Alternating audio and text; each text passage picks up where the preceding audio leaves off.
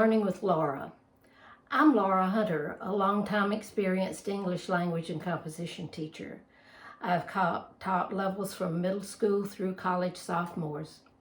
I'm also a former academic coach. Over a period of 17 years, our high school team won 71 trophies and 3 national championships. This series of videos will provide information on how to improve your speaking, reading, and writing skills. Each video will offer a different aspect of language and writing that can lead to your moving up a grade level or entering college. The videos are geared toward, but not limited to, homeschool students. To verify my writing skills, I offer you the opportunity to read my published works, a novel entitled Beloved Mother, and a short story collection, Southern Voices. My next novel, Summer of No Rain, will be on the shelves spring 2021. Now, let's get started. Today we're going to be talking about that aggravating mark of punctuation called the apostrophe. Look at the ball. It's rolling downhill. Is the word IT''S correct? Or should the word be ITS? Let's first look a little bit at language history. Where did the apostrophe come from? We are a country of lazy speakers.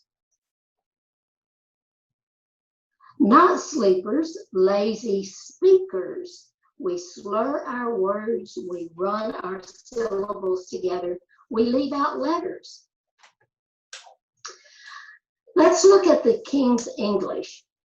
Hundreds of years ago, there were no apostrophe. Every letter had to be said distinctly, and every letter had to be written out. For example, if we wanted to show that the king owned a crown, we would say the king, his crown is missing, because no words come before the king. Such a requirement meant that people had to speak more slowly. And as people began to speak more quickly and out of the presence of the royalty, they began to run their letters together. And so the pronunciation became the king's crown is missing. Some letters were left out, and we would not know whether we were talking about one king or several kings. Leaving out letters made the writing hard to read. So some crafty writer invented the apostrophe, a little squiggle that sits above the line and tells the reader that letters have been omitted. So the result is the king ''S crown is missing. Here's some more examples. We see that the apostrophe can not only show ownership, but it can also show a contraction. The dog, its bone is gone, becomes the dog ''S bone is gone. One dog, one bone. The letters I and T from its are omitted and show the ownership of the bone. We can also use the apostrophe to show a contraction. Here's an example. We're not going home becomes we aren't going home. The letter O is omitted. And to let the reader know that we left out the O, we insert an apostrophe instead. He was not invited becomes he wasn't invited. Again, the letter O is omitted, and we've created a contraction by using the apostrophe. She cannot read my writing becomes she can't read my writing. The letters N and O are omitted. Another contraction. Well, how does the writer know if the apostrophe is used correctly? Here is one simple test. Once the sentence is complete, read the sentence and insert the missing letters. Example, the prince's hat has a hole in the brim.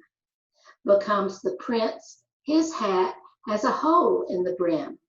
The meaning is the same, so the apostrophe is correct.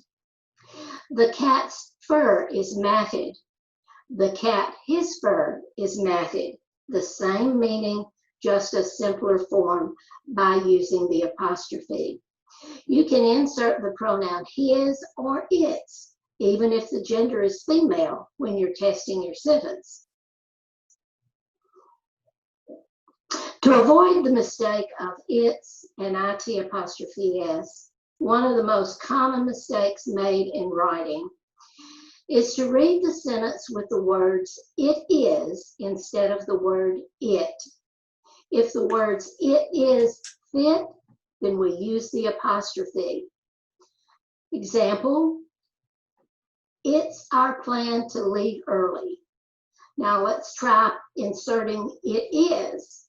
And we have, it is our plan to leave early. Same meaning, just a different spelling. The apostrophe is needed because the letter I was omitted. We have a contraction. Another example, our oak tree has lost its leaves. We're showing ownership. And we have no apostrophe. But if we read the sentence, our oak tree has lost its leaves, it doesn't make any sense at all. We know it's wrong, so we use no apostrophe. There are two uses for the apostrophe, ownership or possession.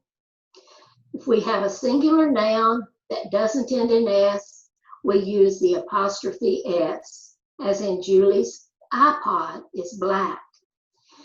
Or if we have a plural noun that doesn't end in S, we use the apostrophe S. The team, apostrophe S, name is fun.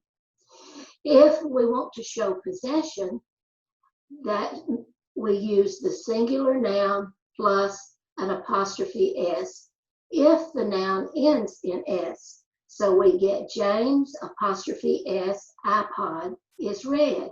Notice when you say James says the iPod is red, you actually add an additional syllable to James's name. James says iPod is red. If you have a plural noun that ends in S, you simply add the apostrophe after the S. The dog's hair is red. More than one dog has red hair. Warning, key warning. When you're typing on your laptop or on your computer, spell check will not or won't, notice the contraction, catch the difference in ITS and IT apostrophe S. So be sure to read your document with the test sentences very carefully, even if it takes a little more time.